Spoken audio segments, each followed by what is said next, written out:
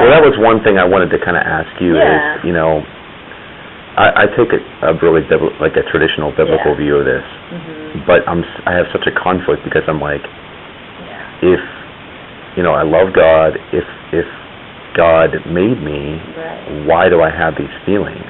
Was this something that I was like born with, or is this something that people develop or choose? Yeah. Well, and that's something I think that people and the other students that I've dealt with too, who have also struggled religiously, who it's kind of like I don't want to say a second tier, but it's almost more important for them to figure out, all right, I really need to figure out like what it is that I'm feeling first, and feel, you know, kind of not parcel that out, but like really know, okay, what is it? I've been struggling with it for years.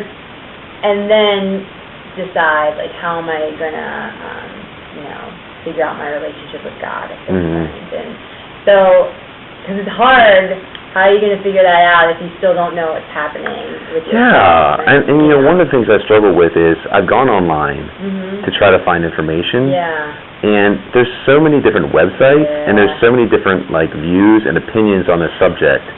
So some of these organizations say that you're born this way. Others say that you can actually change. And like, where do I go? I mean, what if it's possible that I could change? I mean, would someone be able to help me with that? Or yeah, you know, they're actually, and there's a lot of different opinions about that. They're actually, like, New Jersey is one of the first states that just like outlawed that. What they call conversion therapy. No way.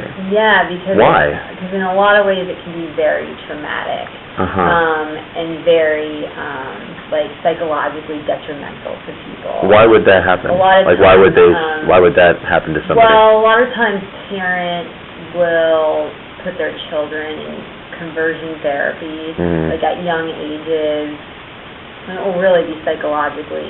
Like because the parents have a hard time with it. Yes, yeah, and you know, and so if that's something that you do like as a 40-year-old adult on your own accord, like that's one thing. But for parents to do that to children who really are essentially, you know, born that way, like and acting that way at 2 or 3 years old, you know, so there's a lot of differing opinions.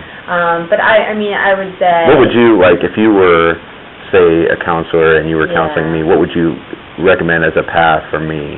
As a path for you, I think lots of people would say that the most important thing is for you to start exploring, figuring out what's going to be right for yourself right now, and explore more about what you've talked about, what you're feeling, and what that's like, and I mean, this is a lot of change for you in a short amount of time, and not just coming to JMU, but being able to talk about this for the first time. Yeah. You know, and there are lots of people, like you said, like you can see yourself getting married one day, and like that might happen, and there are lots of people that live that way. Right. And so. But I think that might be really difficult, though. Yeah, and it would be really difficult because if I have these attractions towards guys. Yes. And then I go and marry a girl, okay, so maybe it's okay for a couple years.